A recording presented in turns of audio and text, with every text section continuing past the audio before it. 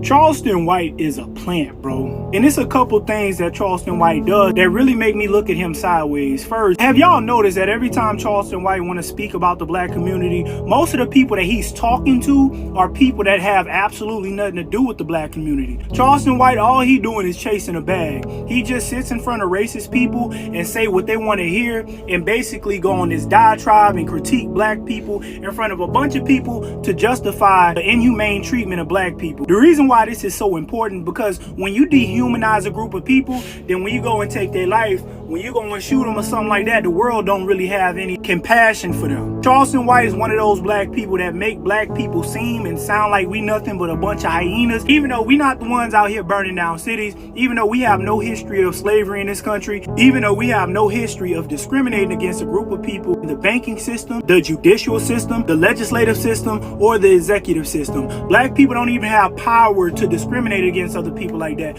We're the few group of people that go and circulate our money into other communities, but they never do it for us. The thing about Charleston White, he's gonna chase wherever the bag is. And what really let me know that he's a plant, you hear him talk all this shit about Trayvon Martin, who was a victim. You hear him talk all this shit about Carmelo Anthony. But did you hear Charleston White say anything about any of those white men that were taking these young black boy lives? Trayvon Martin was murdered by a man who was told to not even pursue him. Turns out Trayvon was just walking home from a store, and this guy was, I guess he was neighborhood watch or what the fuck ever. He had no business taking Trayvon Martin's life. You know what Charleston White did? He called him all kinds of N-words, called him out his name, just completely disrespecting that young man. And now with Carmelo Anthony, apparently black people are not allowed to protect themselves according to Charleston White. And when you talk about people who have violence done against them, black people actually face the most hate crime from any other group of people, and it's not even close. I already debunked this theory of black men being the most violent. Actually, black men only commit 4% of the violent crime in this country. Most of the crimes that black men commit